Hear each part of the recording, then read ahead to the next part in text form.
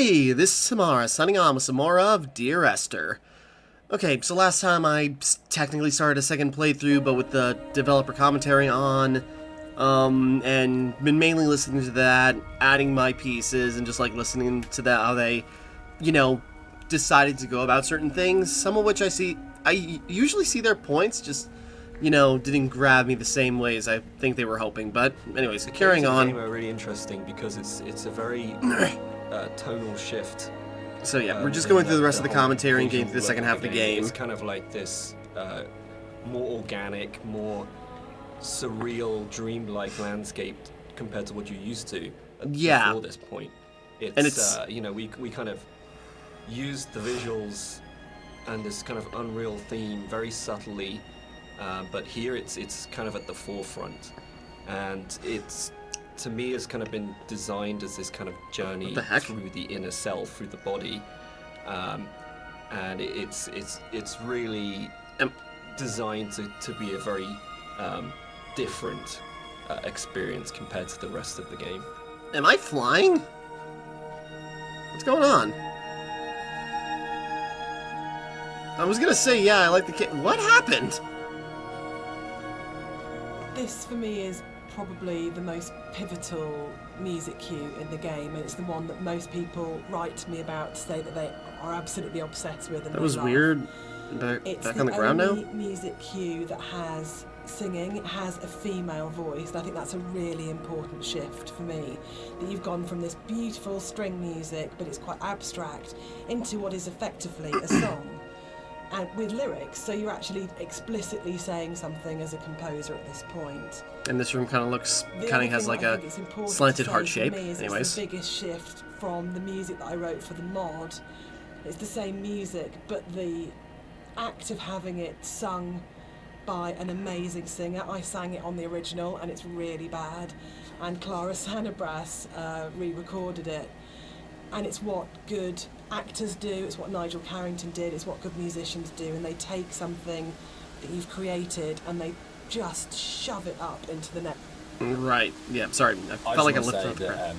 I think you can divide caves in games into pre and post Dear Esther. I think that it's just a way of breaking away from reality into saying what you can do with these spaces that actually makes them this incredibly, much more vividly colourful and much more kind of interpretative and look for it. And it's really interesting that I look at caves now in games and I find myself going, that's a very Rob Briscoe cave. And I think that's an amazing thing to have achieved. So I think it's one of those, it's great paying other people's work compliments. I enjoy that because you never feel like you're being big-headed about yourself, but I think it is, I think particularly it does come again down to that blend between the audio and visuals that just, it's a real high watermark. I kind of, it's one of the areas in all of the games we've made that I'm most proud of. I think as well, you think you know what you're getting with Dear Esther for the first 45 minutes of the game, wherever we are at this point, and then you step into something completely unexpected and completely new, and I think it just throws the player such a curveball in such a wonderful way. That I agree with. Like, again, just like I made points of this in my first playthrough, is like the caves are so starkly different, but it kind of feels like you're in like this whole cave system feels like a giant mouth of the island, and the glistening greens and blues and little red patches from candles is very stark. The water flows, despite being inside, there's something so clean about the inside of this island I think when you're compared to the outside of it. It's easy to get very locked into what the system can do, and you're trying to deal with all the different variations of things, that if a player does this, then this, and we have to deal with the consequence here. And our lead designer, Andrew, and I talk about this all the time, about you might have an idea, but then how does this radiate out throughout the entire system? And you get very caught in the idea of what the system has to be and how robust the system has to be and this kind of thing. And I think what's really important as a sort of a designer, as a creative, is that understanding that actually the real game is happening in the player's head, and that the system can be whatever you want it to be, but if the game isn't running in the player's head as opposed to on the screen, then you're missing a trick. You're not letting the game be everything it could be. And I think the great thing about working with a game as simple as Esther in a way is that those sort of consequences of player interaction, there's not a huge number of them in the way that there might be with a very mechanically complex game. So you can really heavily focus on what is the game experience that's being played out within the player's sort of mind and heart at the moment. And there are other, sort of, I know this is a kind of a way of approaching game design that has become increasingly popular over the last few years, and like Journey was a really, really good example of that game company really focusing on what's the emotional experience of playing this game. But I think, again, it's probably one of the reasons why Esther has lasted as long as it has done, because it's not a mechanical exercise, it's an exercise in trying to inspire you as a player to have the deepest experience and the deepest engagement, and to really run the game in your own head rather than being something that you're sitting 6 feet away from kind of interacting with. I hate interaction as a term for that. I think it becomes very cold and mechanical and systems driven, and really interaction is completely trivial and pointless if there isn't an emotional engagement with the player and you haven't moved it away from the screen and into the player's head.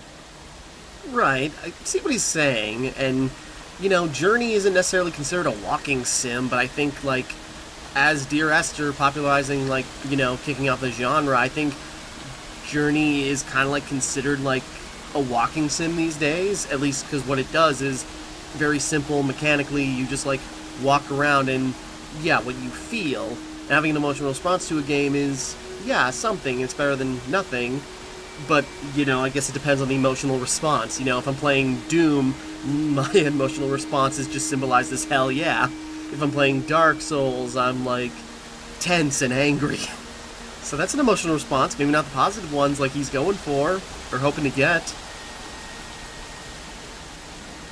What's really important to me is that Dear Esther started out as a Half-Life 2 mod. And if the Half-Life 2 modding community hadn't championed it, and celebrated it and downloaded it a lot and talked about it and loved it, then it would never have been a game. So it's never really bothered me, the kind of is it a game conversation, because as far as I can see it, Dear Esther and everything that's come after it that's been inspired by it, this was championed by Half-Life 2 modders, and they made it what it is. And so if you've made something that the real kind of hardcore of the hardcore, in terms of these are first-person shooter modders, have gone, this is really good and really special and we're behind this, then you've already got the support of a really amazing gaming community, and the fact that they championed it, we owe them a huge amount in terms of where we are. And I'm really proud to come out of that scene. I'm really proud to be a company and to be sitting here talking about a game that started life as a mod.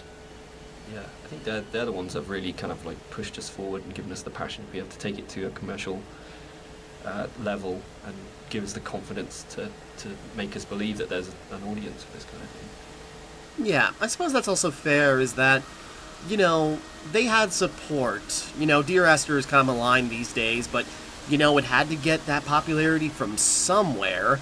And I've seen online, going on forums and Reddit and such, on the Steam, on Steam and looking at people talk about it, some people are really passionate about this and, really love it. And again, it's not clicked the same way for me as it has for them, but if it means something to them, that's good. I've seen a couple of people that have been really douchey about it, just oh, you don't understand the high art that is Dear Esther. Guy, come on, don't be that guy.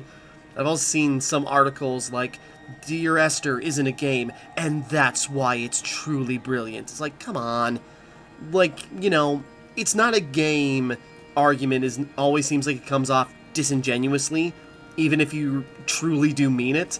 I think Total Biscuit being, from what I remember, him talking about Dear Esther is this was his example of a, not a game, an example of what is not a game, because, well, and again, but I think even if I can recall correctly, his point was also engagement. There's got to be something to keep you engaged in the story or in the game itself, and so any level of interactivity can, qualify. And, I'm not going to say Dear Esther isn't a game, because, it is. I'm playing it with a controller. It's just, am I engaged with what it's doing?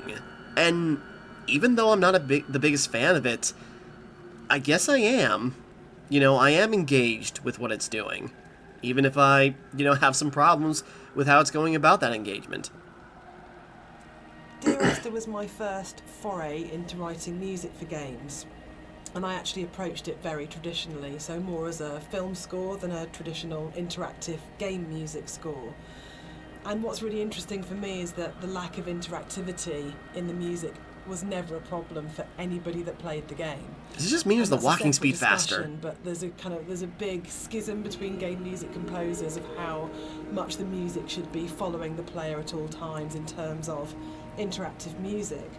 But one of the reasons I wanted to say something at this point was that this was my little first journey into thinking about how you write music for games rather than films. So I had this song that was a certain length, and Dan said, well, we don't know how long the player is going to take to traverse through that space. And I thought, oh no, he's right, and slightly panicked. So this was a very simple solution where the song was...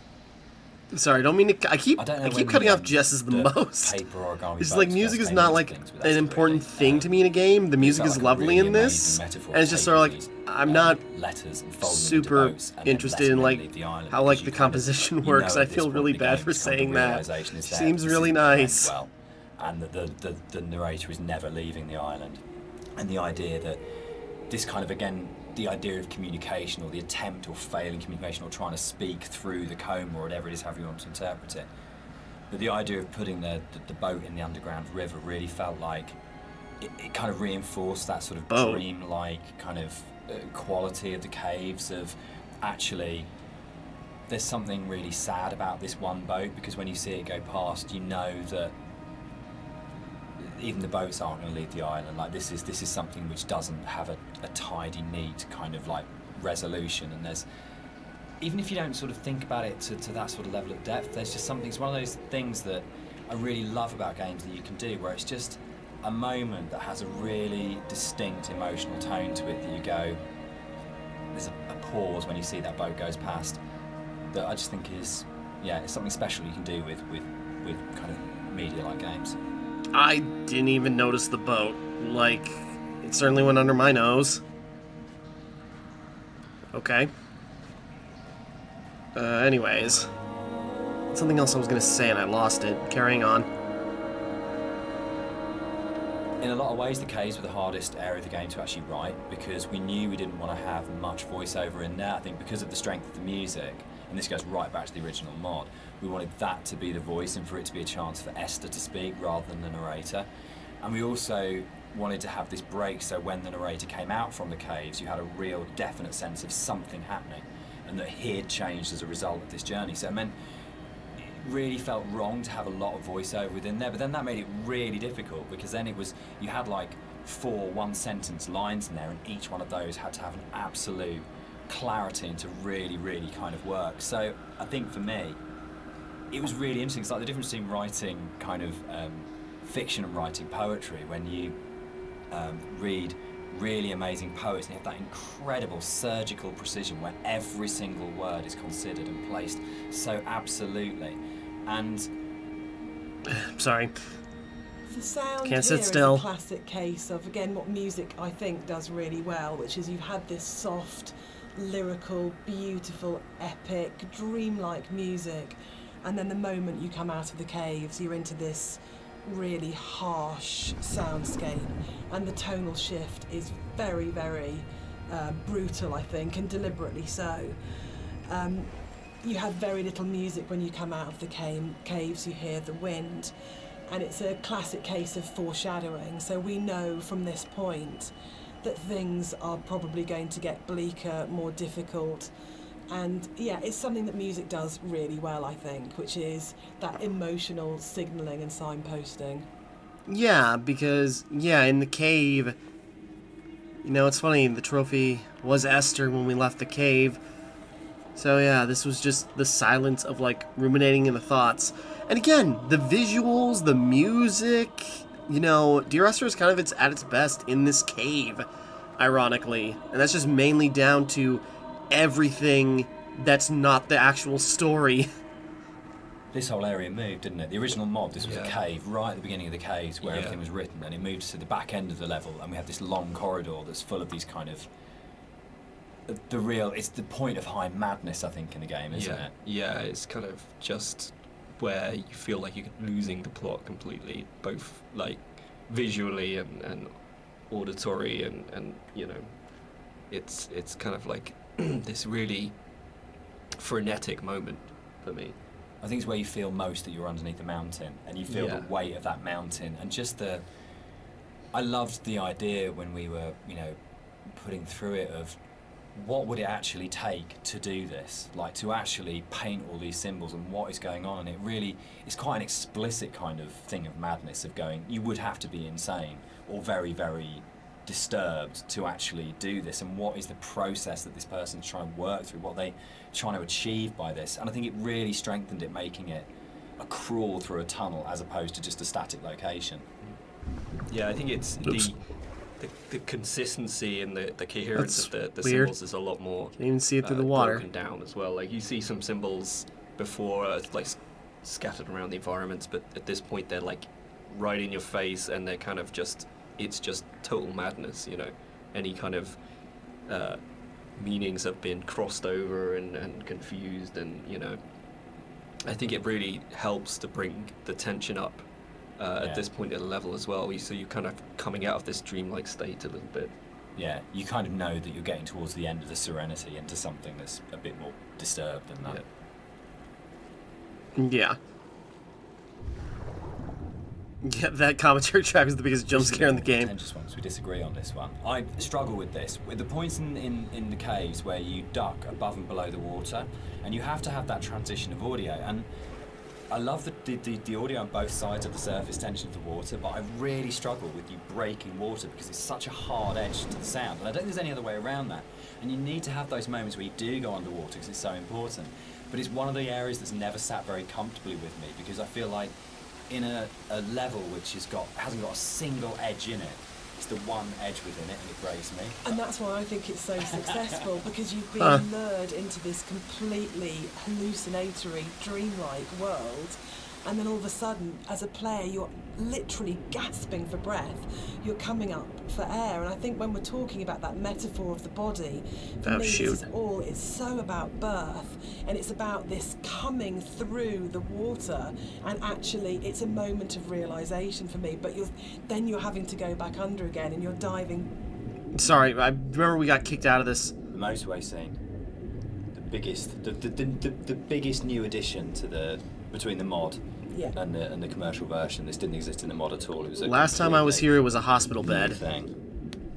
Yeah, it's the cars from the crash. I wasn't sure where the idea spawned from to have this scene, whether I just sort of went off or we discussed it, or I can't remember. You know, I can't remember. Can you remember? It just kind of appeared, didn't it? And then it was just this kind of. I think for me, actually, I remember being some technical difficulty between the drop and then coming out at the end part, but it was the same thing that we dealt with in the past of like, how do we not kill the player? From a technical standpoint, I think it might have been something to do that, but it was also, you know, I can't remember where the whole thing came from. I think it's my favourite point in the whole game, actually. I think it's just it's quite shocking, and it's so surreal, and it's so beautiful. And from an audio point of view, you have that baby's heartbeat bringing us back to the idea of the ultrasound. What? Was Esther pregnant? And it's one of those moments that I think everything just kind of collates together, and it's so unexpected. Yeah, for me, it's like a moment of realization. Yes. It's like, it's, you know, it's coming to terms with something almost, you know. Whether or not what actually is going on at the moment is real, this did happen. There's kind of an absolute.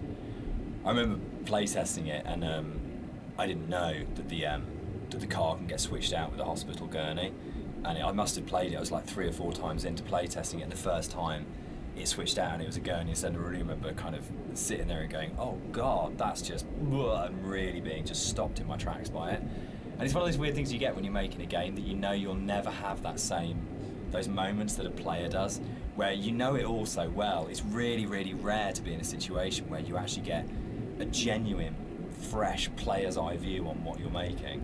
Yeah, I was always a bit worried that it was maybe a bit too literal. gone a bit too literal with that, but I think looking back at it now, there's still a lot of strangeness going on there. Obviously, it's the whole scene is unusual, but there's still these like very subtle details that are there that kind of still making you think, what does that mean? Like, I think if you look closely, there's like coins scattered around and things like that. It's And for me, it's, again, sorry to keep going on about it, but it's about layers of subconscious for me. That you start overground, you go into the caves, you go deeper, you're falling down, it's going down the rabbit hole effectively, and then you go to the deepest level, and that's actually the truth, that's the reality, that's what happened. Yeah, symbolically that makes sense. Yeah, too literal. This is the most literal thing we've seen in the damn game. So Honestly, this makes more sense to me than the hospital gurney that was just covered in coins. The M5, there isn't actually a welcome break service. It's just outside the junction of Sanford. But As we also has been know, pointed out to you. players. I mean, what a thing is it if you make something that's based vaguely on somewhere in real life. In terms of a compliment, when you're getting emails from players going, there isn't a welcome break there, and people really trying to work out where is this, and whole threads about where on the M5 it is. That's just the most amazing feeling. But I think what I really love about, what I think works really, really well in Esther, and again it's something that I think is really carried forward to our other games, is that a lot of the time we're not dealing with kind of like big, glamorous, amazing, epic places. It's a sort of like a ratty little island in the Hebrides. It's someone who lived in Wolverhampton. It's just outside, a service station on a stretch of the M5. And I think that earths what's going on. Gives it a realness as well, particularly when you sort of put it against the surrealness of the caves. Actually, kind of going, this is really surreal and this is really, really dreamlike. But actually, I'm talking about, a car accident just outside a little chef, and that playing off those two things against each other. It's like making the ordinary extraordinary. Absolutely, yeah. Are we gonna wake up?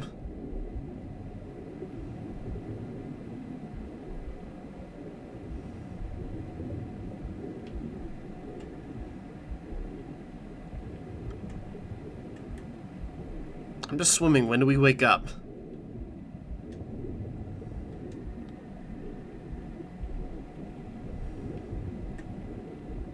I was worried. I waited around for the commentary because I thought we'd drown. I'm not sure how we even left this the first time. I just kind of like... Okay, there we go. We eventually faded to black. Okay.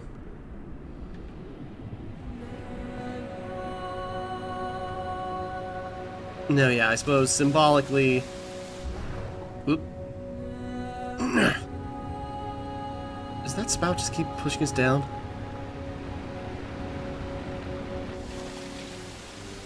Okay, so that does that the first time, which is kind of... yeah, you go deeper and deeper, and you, like, go to the scene and come to face the truth, and then, you get pushed back down under again. Okay. This scene for me is like really, really iconic because it kind of brings this idea of the caves being an inward journey through the body together. It's really kind of like a symbol of rebirth, and it actually brings together a lot of the visual goals that I wanted to achieve with a lot of the symbolism in the game. Like, I've talked a little bit about how the environment was kind of designed to provoke emotions, and kind of the impressionistic style gives you just enough information to make you think of things and feel things. But this is probably like the antithesis of this, and the whole feeling of rebirth here is quite strong. I know Jess. Yeah, the music's really supporting that. Yeah. Because she sings always, always throughout, we've got always, always, and then she sings never, and a moment of absolute soaring. It's the climax of the music. As you come out of the water and the music kind of swells, and you just kind of... It is like a moment of change has happened in some way, and I think it's rebirth, isn't it? For me, it's his moment of clarity and acceptance and understanding of the reality of what's happened. And you're literally moving towards the light at the end of the tunnel. Yes. You're actually doing that as you go through. But the music, especially, I think before the music got layered in, that scene was nowhere near as kind of powerful for me. Like, that kind of just totally made it. All right. Yeah. rebirth, the, what's it called, yonic imagery? Is that the right word for... Yeah. Yeah, yonic imagery. Caves are really good for that rebirth imagery. Because you're being born again with the new perspectives. Dan and I had worked on lots of projects together, non-game projects, before we made Dear Esther. And I think the thing that links all of the projects that we've worked on together is that idea of hidden stories and layers of stories. And one of the things I wanted to do with the music was to embed hidden little hints and stories into it. So the music that you hear here has Morse code, and the Morse code is spelling out the word Esther. And I really liked this concept of that some people would understand that it was Morse code and try and figure out what it was saying. It also provided a really interesting rhythmical dynamic. And yeah, it's just about these ideas of hidden stories and layers, but it also starts to emphasise the obsessional nature, I think, of the story in Dear Esther, and his agitation and actually slight panic. So you're getting this rhythm that just repeats and repeats and repeats obsessively. So I think even if you don't understand that it's saying Esther, and even if you don't understand that it's Morse code, you're still getting this feeling of this obsessional repetition and slight panic that he has. And again, it's kind of it's the new chapter, and it's spelling out that something has changed at this point. Yeah, I do actually kind of remember getting that distinct feeling. If I didn't say it out loud, it's just sort of like, it's almost like rhythmically manic in a way. This music is just like, it feels like Pinnacle is just like, is this guy going crazy now? And this is even when some of his logs get a little more aggressive. One of the major changes in there is in the original mod, the whole side of the cliff face was covered in painting and writing, and a lot of that moved inside to that corridor in the caves where it's really obsessionally painted on. And it was really, we spent so long on that because we were trying to get it looking right, because it's one of those really interesting examples where I loved the image and the idea that you've got this guy painting the entire side of a mountain with words and symbols and things. But it was really interesting when it went into the rebuild, it just never worked. And I think it was because the environment was so crude in the mod that those symbols and that painting became the focus of the level, and it changed the feeling of the level completely, when actually that just wasn't something we could realise in any way, that not even technically, but just didn't artistically look and feel right. And I think probably sort of retrospectively looking back on it, that's about the sort of the sophistication and the subtlety that then... Yeah, I'm sorry, carrying on, yeah. I think one of the most fascinating things for me about planning this director's commentary has been that in previous years, when all the three of us have talked about Dear Esther, we've talked about the interpretation of the player, but actually going through this together, post having made it, we're still surprising each other. Yeah. And I think that's really, really interesting for me. Tell me your interpretations. It shows that we left interpretation for each other, and that we trusted each other actually just to get on with it. And because we each brought our own special and unique contribution to the game, we didn't have to, in a way, talk it to death, or say you have to justify every idea you have, or talk it to death, or explain it. That Rob's idea that the island is very tainted and corrupt, and my idea that Dan didn't know that the whole level of the caves is a birth metaphor. I think it's really amazing that we're still finding out things about the game that we didn't know. I think it was nice when I came onto it, because Dan was basically like, he gave me a bunch of materials, but he left me to my own devices for a lot of it, and we kind of like, I'd finish the level and Dan would play it and give me some feedback, but he was very kind of like hands off at the beginning, which was really nice, kind of. So a lot of my interpretations just came through that downtime where I was just kind of like going off and doing my own thing. And so yeah, it's like interesting to hear Dan talk about it sometimes, because there's some backstory that I've never even considered before. And obviously hearing Jess talk about it as well is really interesting, especially when it comes to the soundtrack. It makes me look at things in a very different way. So yeah, it's really interesting. I think for me, like making games is so inherently collaborative, and you have people coming together with different ideas and different takes on things. And in a way, the least interesting thing you can do with that is to structure it all so heavily that there's no space for each individual person to bring what they're thinking to it. And I think the best games, well, for me, my favourite games are ones where you can really feel the personal footprint of each individual developer and aspects of it, and it feels like it has been a genuinely collaborative exercise where everybody has thrown ideas into the mix and everybody is bringing something to the table rather than people are just following a kind of a really structured plan. So yeah, I think it probably is one of the reasons why Esther has had the sort of life it's had since release, is because there's 4 people if you include Nigel, all bringing very different things to it, and it gives it a huge amount of depth for something that's so simple on the surface. Yeah. Like, again, like with Gone Home, going through the commentary, like, adds extra layers that I'm appreciating a little bit more now. Again, I'm not... The open interpretation of Dear Esther is interesting, but it doesn't really do it for me, but... I'd been on holiday to Greece lots of times, and one of the things that I always really responded to emotionally was those shrines that you see on the road, and sometimes they're dedicated to saints, and sometimes they're to markate where an accident has taken place. So you'll get photos of the deceased person and flowers and candles, and it always really touched me.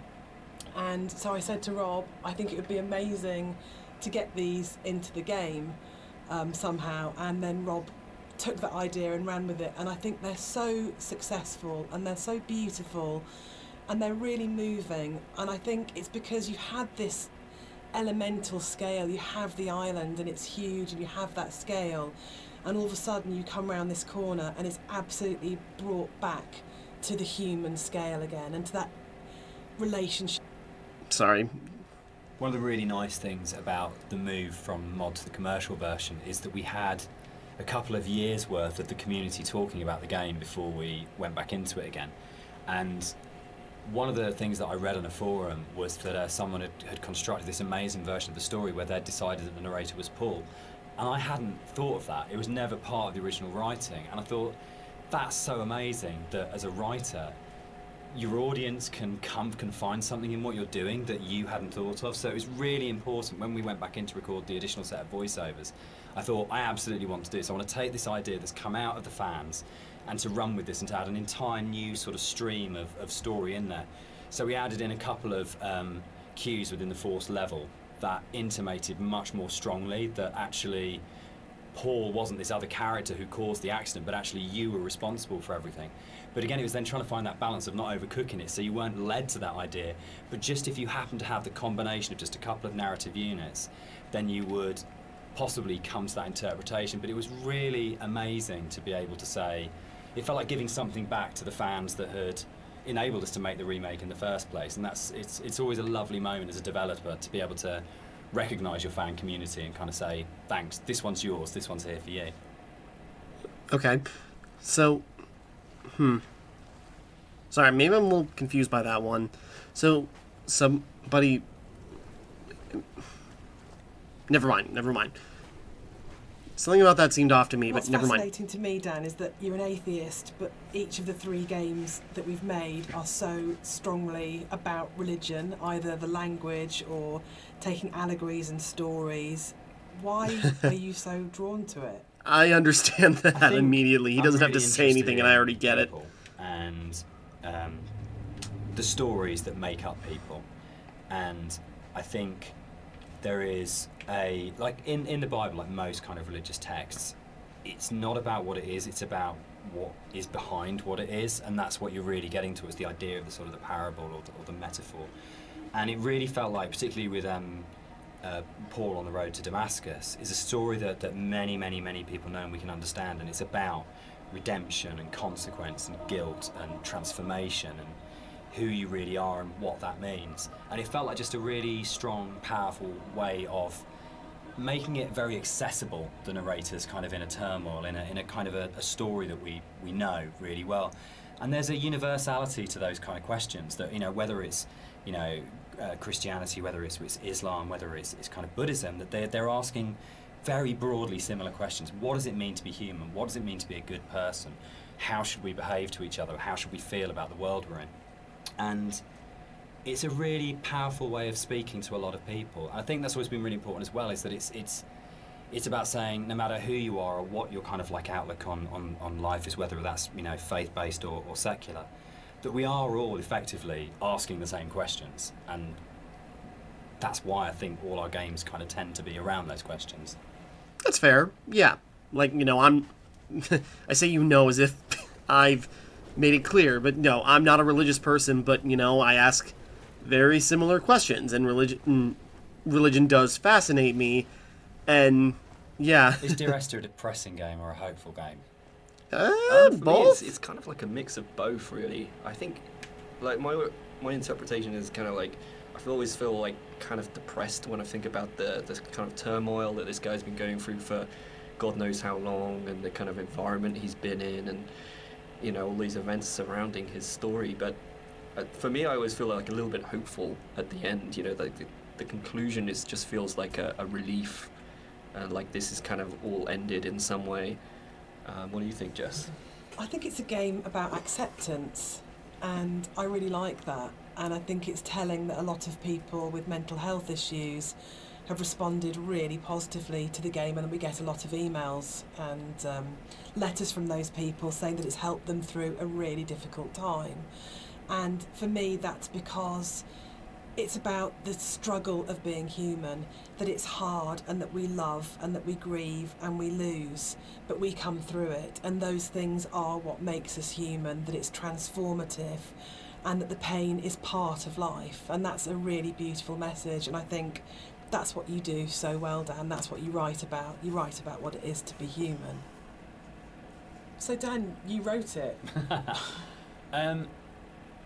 Without wanting to cop out, one of the things about writing it that I really wanted to do was to make something that people could take and could own, and it would be their take on it, and that their interpretation of it mattered in a way that mine didn't. My job was to give them the architecture to interpret it in their way. So I think that is a cop-out. I do. I think as a writer you always have. Yeah, I think it's redemptive. But I don't think the redemption is as cut and dried as it's all okay at the end. It's not okay at the end. But there is a release, there's an escape, that bad times will happen, but they will end. And they won't always end positively, but they will end. And that's I think, the redemption of it, of saying that this things are never easy. This too shall pass. This too shall pass, which my mum always says, you know, and I think that's probably the motto of the Chinese room, actually, absolutely. Isn't it? Like, I don't think it's as kind of openly positive as, say, Rapture had a much more strongly positive end. I don't think Esther has. I think it's much greyer than that. But I think fundamentally it's about coming to terms.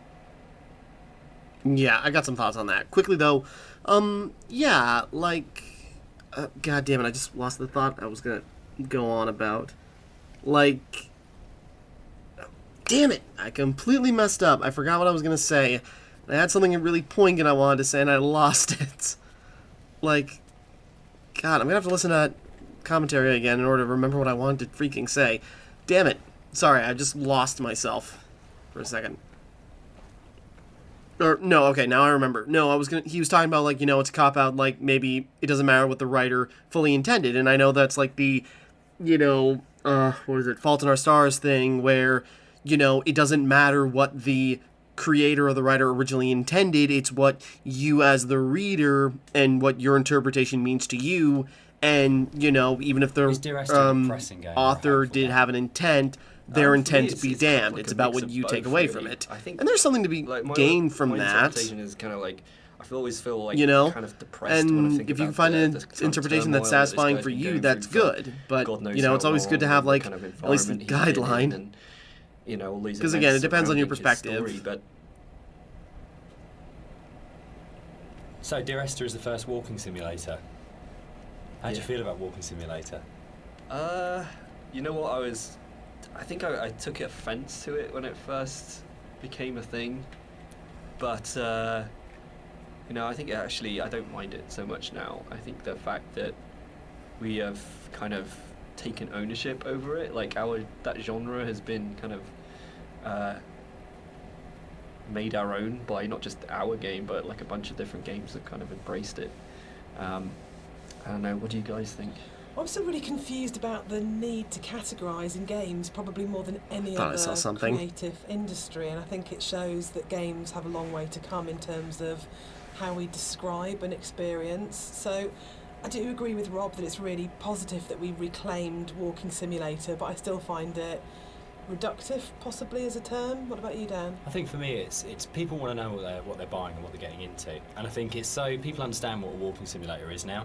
In a way that if it was like first-person adventure or slow-moving, not very interactive, story-driven games, they're all sort of really very fluffy. But I think if you buy a game and someone says it's a walking simulator now, you've got a pretty good idea what you're getting. And there's Gone Home, Firewatch, Stanley Parable. There's so many other really good titles that kind of fall within that group of games out there now, that it does have an identity, and I think that's the really good thing about it. I mean, when Esther came out, there was literally nothing. We had no idea how we described it or what we called it. We actually struggled with that quite a lot. Yeah, and sort of ended up being sort of like a ghost story, because it felt like it was the closest thing we could get. But it feels like now you can make a game like this and you can say it's a walking simulator, and people will know what it is straight away. Yeah, I think that's the nice thing, is there's a whole group of games out there now that quite comfortably put themselves into that category. And so it's like, if we were to come out before and just said it's a walking simulator, people would have been like, well, that sounds terribly boring. That doesn't. Why the hell would I play that? But now people kind of are a little bit. Seek them out. Yeah, now people are kind of familiar with what that means. The people out there who actually seek this sort of stuff out, and it's kind of really cool. I mean, me myself, I would actually do that, use that as a term to search. But yeah, I mean, it's a very simplified term for what our game is, and there's obviously a lot more to it than walking. But I think when you look at other genres, they're also kind of very simplified. You know, first-person shooter, role-playing game. It's, you know, to me it doesn't seem as bad as any of those other things. That's also fair. And again, though, definitely, you know, walking sim. The thing about the walking simulator title is that originally it was meant to be derogatory. That's when Gamergate was like a thing, and you know they wanted to disparage the title, or you know, disparage the genre. And between Dear Esther, Gone Home, mainly those were the big two. And then as more games came out, like Firewatch, and you know, time going farther ahead, Edith Finch, and looking back on games like Journey, which technically were a walking sim kind of before it became a thing when you really think about it. And, you know, Journey is not, you know, popularly considered a walking sim, but I feel like it fits the definition, even if it was made before the genre got named. The last level ended up being quite a lot bigger than the original mod, and it's also the one where actually the movement around it is in a way the most artificial. There's the big zigzagging cliff paths that basically it's like a series of straight lines from point to point. There isn't a lot of movement, and one of the things that was really difficult to do with that was to not make it feel too much like a corridor, and to give it that sort of sense of space and that you were actually exploring somewhere quite natural. I think, Rob, there was stuff which you put in there, like little new beat moments, like the ruins at the edge of the cliff, that just helped the player feel like they were on a journey rather than being pushed through a pipe. Yeah, it was kind of just a little spacer, giving the player the reward for continuing on, and it, you know, kind of still giving them some aspect of exploration and things to discover. I mean, the journey in this one is mostly vertical. But in the spaces where you are going horizontally, you know, there's at least in the original mod, there wasn't a lot to see or do. So I just tried like layering in some very subtle things that didn't necessarily add huge arcs to the story, but just kind of added little questions more than anything else. Like I added the dock there with at the end. There was this, yeah. There's lots of little bits and pieces that have. Right, I see his point though. Sorry. Sorry, I feel bad every time I cut them off. With games like Dear Esther, that people kind of assume, because there's not a lot of mechanics and there's not much going on in that sense, that they're easy to make. And I think actually it's kind of the opposite in a way, that because they're so simple, everything is exposed and everything has to be exceptionally good for it to work. Because yeah, no, that's something I'm, you know, starting to notice more and more. You know, between Dear Esther and Gone Home, it's just sort of like, I can't imagine, you know, Gone Home was just a house, you know, there was no monster, like, you know, advanced thing to program, but then people would talk about like the problems they had just trying to like work with doors and like to get them to open right, and like the levels of detail from the handwriting and like the placement of things, and the main guy's like obsession to make sure every electronic had a plug-in and like a realistic plug-in cord. And even with this, trying to create like such a big area with so many like even with repeating textures, but that kind of adds to it as well. You're carrying a player's experience on a fairly sparse, minimal kind of framework, and that really means that every aspect of it has to be produced at a really high quality and has to be done with a lot of passion and a lot of thought. There's nowhere to hide in a game like Esther, and that's something which I think carries through to the best games of this type. You can see with all of them there's a real commitment to kind of depth and a really intelligent way of approaching design, and a real kind of trust in the player and a real assumption that players are smart, imaginative people who want experiences. It's not a game that it's easy to just knock off or to do with any kind of lazy attitude. You have to be really, really passionate and care a great deal and put an awful lot of thought into it if it's going to work. Yeah, like, walking into this and like not really thinking about it is not going to get you anywhere. And, maybe that's kind of like, because there's so little interactivity, you got to find some other way to keep the player engaged. At least with like a action game of some kind, there's combat, there can be strategy, or even just the catharsis of just like mowing down enemies. In this, you have to provide something engaging just through like the words you use or in the environment you're in. And if you're not thinking about it at every step, you're going to lose players. And I think that's kind of where like the big stigma originally came from, is because like you were just walking, so there's really nothing to do. One of the things that I think was added more frequently in the final version of Dear Esther was the inclusion of a number of ghosts in the game. These are not like ghosts that you'd see in a normal horror game. They're just very loose silhouettes that you'll see around the island, usually like quite a distance off, or just kind of somewhere that you'd barely see it out the corner of your eye. I think this is a good example of where it's kind of really in your face, and these are kind of just something that we put in to kind of not just bring some unreal elements to the island, but something supernatural as well, something that's kind of beyond this world, something kind of unsettling. And yeah, we've a lot of effort's been put in to make these things very subtle. I didn't really want them to be like, I didn't want it to be a ghost story, so to speak, but I just kind of wanted to bring some of this supernatural element into the game, and this area is probably one of the most prominent because you can see it just before you go down into the gully here, and I think it's really one of my favorite scenes just because of it being so spooky, so unreal, and so interesting. Yeah, and even with your zoom in, there's like no good angle to like see any of the ghosts. Like at that house, you can kind of like see it fade away upon inspection, and this one up here kind of looks like it's wearing a big coat, and it just stays here until you go out of shot. The point about this to me is that it's probably the voiceover in the game that kind of sums up the whole story and the experience. It's almost like a recap of everything that's gone before you start the final climb, and it's that pause before you're going to start the final climb and before the game's kind of builds to a climax. But you can also see the whole level. And it's like the idea that you are standing looking down on your own journey, a bit like the idea of your life flashing before your eyes, or sort of like seeing your body but having an out-of-body experience at the moment of death. And it was really designed to try and get that feeling as the player that you stop and you take stock of everything, and there's a bit of a sense of there's no going back, you take a breath and now it finishes. And I really wanted to kind of achieve that sort of sense, and I think we did. I think it really came together here, that you got that sense of going, right, now this ends and now I move forwards to it. Yeah, I kind of felt that too. It was something about, despite the long walks, going up that ledge and like looking down on everything, going like, hey, we started from over there. It kind of the environment becomes a little bit more surreal again. We kind of it's looking really purple right now.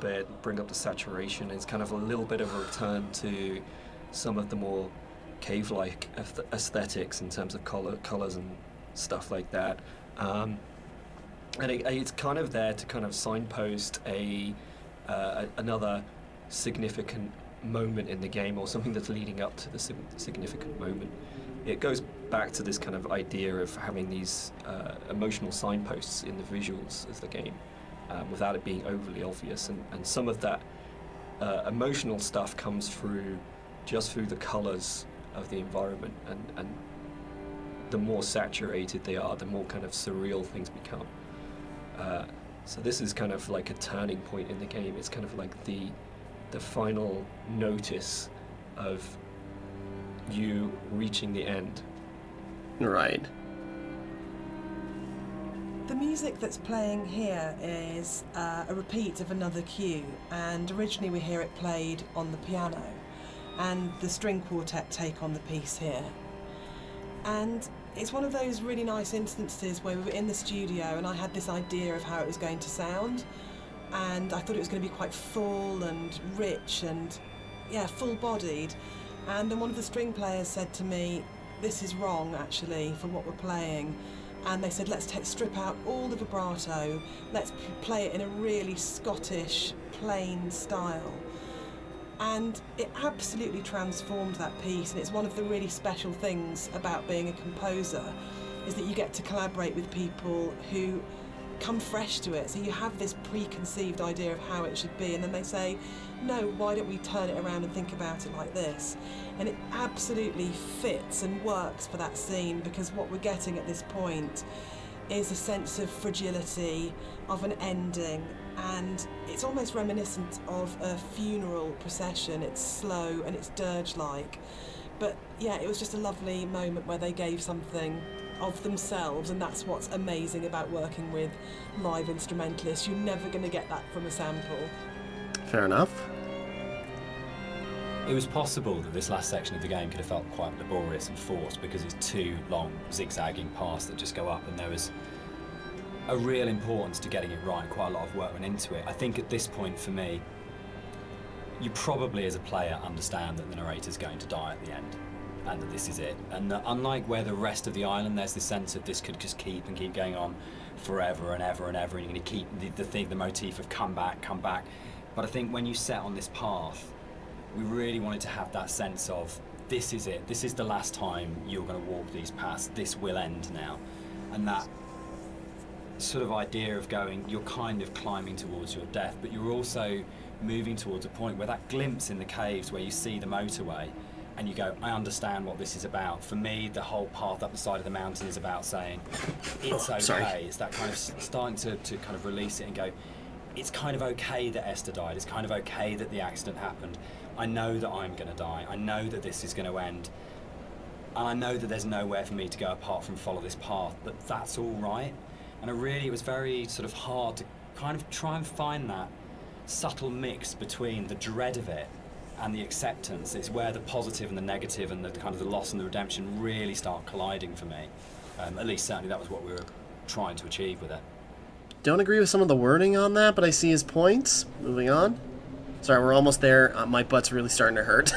With the climb being quite a poignant moment of the game overall and of the story, it was quite a difficult task to try and make that climb still interesting and not too laborious, because it's kind of this zigzag up there with nothing really. There's no real environment. You just kind of have the sea on one side and the cliff face on the other. So there was quite a lot of work that went into kind of building up this feeling of tension as you're rising, and kind of making this moment as poignant as possible while still making it interesting.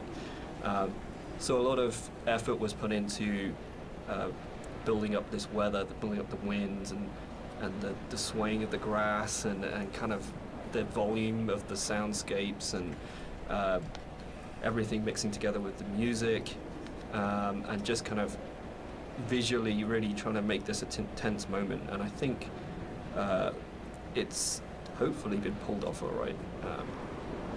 And you'll notice when you get to the top, this kind of tension dies, and that's very purposeful. You'll see no more wind. It's just kind of like a symbolic thing where you're coming to the last moment, the point of no return. And that's been very deliberately designed that way. Didn't even see that guy the first time.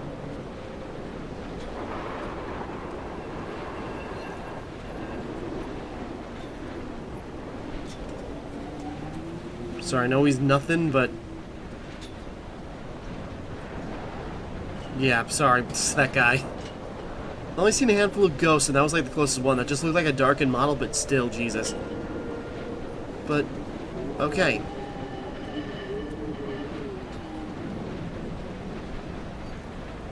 We had a lot of debates, didn't we, about the ending of the game and whether the player should retain control or whether it was okay to go to a cutscene at this point. I personally don't mind it. I actually actively like it because I think it works really well as a metaphor for loss of control at that point. Dan, I know you're not as keen. Yeah, I'm not. I would have loved the player not to have had control taken away from them, but to me it was a balance between two evils. The evil of having a cutscene and the evil of the player accidentally falling off the ladder halfway up and destroying the ending. Yeah, I agree. Like I think we tried a few different things, and the tech at the time just wasn't, the ladder tech at the time just wasn't there. So, and the other thing for me was pacing. It was making sure all the music, the voiceovers, the timings and everything were perfect for that final jump off point, and just letting the players kind of noodle around going up a ladder for what may have been like 7 minutes because it's a tall tower was kind of an impossible task.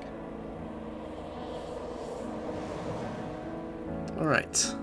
One of the things that I enjoyed the most on working on Dear Esther was Rob's beautiful visuals were so inspiring, but Dan's words are always so amazing to write to. I think that's where we start as a partnership. And the music at the end was so easy to write because that last voiceover is the pinnacle of the writing to me, as it should be, because it's the last VO, so you would have failed if it wasn't good, but it is just so beautiful and moving. And for me, talking about whether it's a hopeful ending, the music is really hopeful at this point, and it signifies to me transformation, freedom, escape, acceptance. Yeah, and it was just a beautiful cue to write, actually. I don't know, I can't remember quite where it came from in the mod, but the moment when we went, or we could put the bird in there and you could see the bird's shadow, and actually it turned from being kind of like a straightforward literal suicide into a metaphorical, or to my mind, kind of like, I always really believed the narrator did turn into a bird just before they hit the ground, and that was really important. I think it's probably the strongest ending in any of our games so far. But yeah, I'm very proud of the way everything came together in that last section. Yeah, I think it's the bird thing is particularly interesting because I think it was in the original mod, but the timings and everything were just all off, and you never really saw the seagull. At least the shadow as well. It was all kind of like a little bit broken. And I remember when we went back in, I made a real effort to try and get that shadow just out of the center of the view, so you kind of have this hint of something happening, and I think you can hear the sound of a seagull flapping its wings. It's like very subtle, but like I say, I kind of really like the way that came together. It kind of it's very like say, it's kind of like a release, but at the same time there's still this kind of ambiguity there. It's kind of beautiful. And I'm really proud that I got the monitor in at the end for an ending of, it goes into the hospital monitor, signifying the flat line. And I think it's one of those moments where you never want to be so clever that people notice it and it takes them out of the moment, but it just flows in through the music, and it just feels like everything comes together at that last point. That last VO, Rob's amazing visuals and the music. Yeah, it feels like a really, really strong and beautiful ending. And then in the last second, Nigel Carrington's delivery of just those two words have come back, where he just pitch perfect.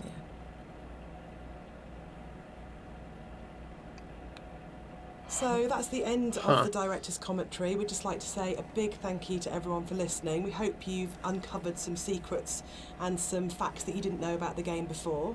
We'd also like to say a huge thank you for buying the game and for all our fans who've been behind us and been behind the game and have kept it alive all these years. It's a real privilege that it's still out there, still such a title that people love so much. Yeah, and we're really looking forward to the future and what we can create coming up next. Thanks for listening. Cheers. Bye.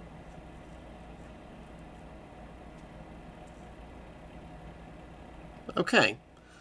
Sorry, just, again, I don't mean to showcase their commentary, you know. Skip some things you listen to for yourself, and just, like, going over, did I miss that? Yeah, in the writing, or in the ending there. To be fair, I was so caught up in, like, the confusion of the ending on my first go-around that I did not notice. So there's apparently a flat line in the music, and then there's the come back at the end. Did I miss that? I'm gonna have to go back. God damn it, I'm gonna have to do another freaking playthrough without the commentary and just go in straight again, because I'm so interested to try this again to see if I notice anything different, and to, like, get my thoughts all the way through. Damn it, okay. Sorry, I thought I'd be one and done with this, but, like, going back in, just, like, let's maybe rethink a bunch of things. But, okay, like I said, I still got some problems with, like, how this game goes about certain things, but again, like with Gone Home, the more I play it, the more I kind of appreciate, like, what it's trying to do and the different things it accomplishes, you know, the way it does its storytelling in this very subtle, weird way. And at least what I like to think happens at the end, especially with those last two bits. I'll have to go back to the footage and check that out. You know, the idea of, you know, well, even they were wishy-washy on the, just like, oh, we're in a coma, or are we? You know, it's like, coma, or whatever you think. But, you know, my thought was, like, you know, after the accident, Paul, like, either drank himself into a stupor, or he was also injured badly. He, you know, maybe he was, like, unconscious the entire time, but heard, like, whispers, you know, kind of like consciousness in and out, that Esther died. And so, like, you know, while he was in his coma, you know, he was still trying to process this. So, like, the whole island is just like a creation of his imagination, just processing everything. You know, all the things he, you know, just things he wished he could have said, what they did, his denial, and then at the end, you know, the metaphorical suicide is him letting go and, like, coming to terms with, like, what happened, and, you know, ambiguity of if it was his fault or not.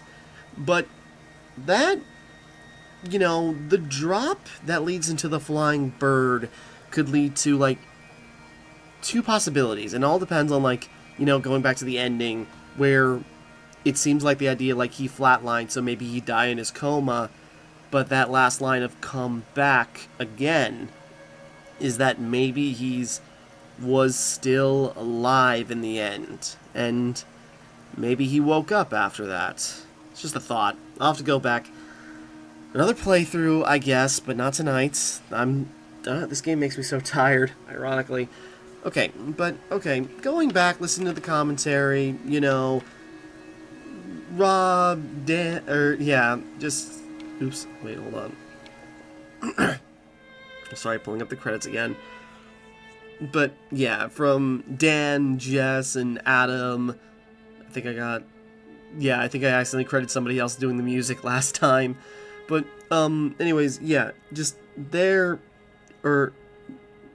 just, like, them talking about everything, and, again, yeah, realizing, like, you know, what they were going for, and I see what they were going for, I understand it, and them laying it out makes some more sense to me, and yeah, it's just, like, I do appreciate, like, I understand, like, some of the things we're going through, like, the ambiguity, the openness of, like, the possibilities, and, you know, on some degrees, just, like, it doesn't sound like they have a complete idea on what's going on, so, you know, what hope do we have to figuring it out? But it's about your interpretation and what you make of these, you know, revelations and these pieces of information. And while that's not necessarily the most satisfying thing, you know, to me it's like, it's cool that you can come up with these different interpretations about, like, how the story goes, but not having a concrete answer really freaking bugs me. And, yeah, he mentioned, like, oh, you're going to be thinking about this game because nothing quite fits together. Yeah, but that's just going to drive me insane. It's not necessarily why I want to be thinking about the game, is that just, like, these pieces don't fit. It's like a complete puzzle, but nothing fits quite right. You know, like, each piece of the puzzle has, like, one of the nubs, like, slightly shaved off. Like, it's in the right spot, but it's not complete, so the picture's all, like, got a bunch of holes in it. So it's certainly interesting.